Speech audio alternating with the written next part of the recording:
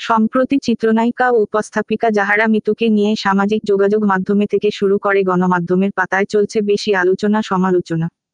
আওয়ামী লীগ সরকার পতনের পর থেকেই সাবেক সড়ক ও পরিবহন মন্ত্রী ওবায়দুল কাদেরের সঙ্গে নায়িকার সম্পর্ক নিয়ে নানা চটকদার শিরোনামে খবর প্রচার হয় বিভিন্ন সংবাদ মাধ্যমে। যেখানে দাবি করা হয়, নায়িকা জাহারা মিতুর স্পর্শ ছাড়া ঘুমাতেন না ওবায়দুল কাদের, এই শিরোনামে একটি সংবাদ ভিডিও প্রকাশ করে।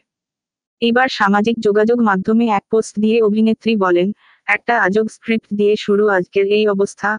একটা তৃতীয় সারির অনলাইন পোর্টাল যার নামও আমি এর আগে কখনো শুনিনি। হয়তো ওই নিউজটাই তাদের সবচেয়ে দ্রুত ভিউ পাওয়া একটি নিউজ। মন্ত্রীপাড়ায় ঢুকে ঘুম পাড়ানোর ঘটনা উল্লেখ করে তিনি লিখেছেন, কোনো সোর্স কিংবা প্রমাণ ছাড়াই মন্ত্রীপাড়ায় ঢুকে ঘুম পাড়ানোর মতন দুর্বল স্ক্রিপ্ট, সেই সাথে দুর্দান্ত কাস্টিং।